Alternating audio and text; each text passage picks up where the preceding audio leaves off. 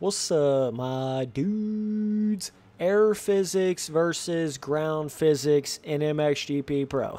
So I wanted to come in here and make this video because it seems like just about everybody out there that'll go in there and talk about physics in these motocross games, they'll either say, oh, these physics are amazing, or oh, those physics suck, but they never really tell you, like, oh, hey, the air physics or the ground physics. It seems like a lot of people don't separate the two, and it's very confusing because they're a whole different animal. They really are, man. Like, they're a world of difference between each other. Like, the air physics are something that is completely different than ground physics. So it's something that I don't want people to get confused upon. I don't want them to get, you know, my words misunderstood and misconstrued and all that shit, because if I say, hey, I don't really like the physics too much in this, I could be talking about just the air physics and not the ground physics, right? So I feel like it's one of those things where we have to start getting a bit more specific with the way that we talk about physics in games. And I've been guilty of this before, don't get me wrong. I mean, I've been guilty of going in there and being like, hey, MXGP Pro physics suck, but I'm not meaning the ground physics, I'm meaning the air physics, right? So it's one of those things where it's like, you gotta know how to really explain to people and differentiate the two. I'm using some big words, boys.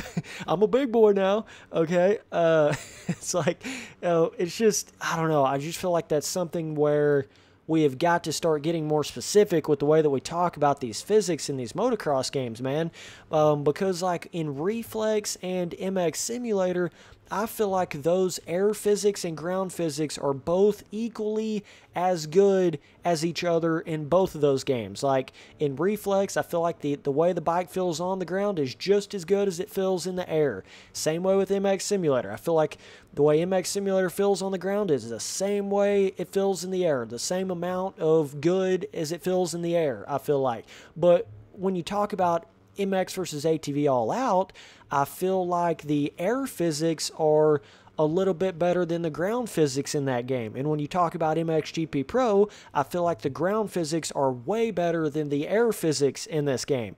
So you see how it's kind of became one of those things where it's more of a split thing now, whereas when you're only talking about Reflex or you're talking about MX Simulator, the physics all the way around are good in those games, but like some of these other newer motocross games, I really don't feel like it's like that. I feel like, you know, MX vs. ATV All Out is more of the in-air, jumping, whipping, scrubbing, turn-up whip, build your own whip style, hit these massive jumps, hit really cool rhythms, hit big lines, jump this fantasy-size jump way up in the air, whereas MXGP Pro is more about having that super fun natural slide motion in the corners on the ground, really fun ground physics to it where it just, you know, got that nice throttle control. You can feel the bike having that really cool power turn through the corners and stuff.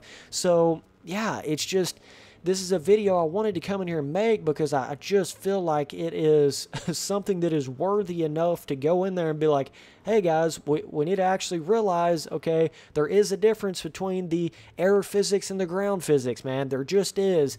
And it's just, yeah, I mean, I don't know, it's about all I wanted to say in this video. Shit, guess I'm going to have a short video here, but yeah, I mean, in MXGP Pro specifically, it's just, I just feel like, and in all the Milestone motocross games thus far, I feel like it's been this way. Now, in the official Monster Energy Supercross game, that was probably the best that any Milestone game has gotten to air physics-wise, right? And like actual rhythms that you can hit on the jump, stuff like that. I don't feel like it was quite to the level that it should have been, right?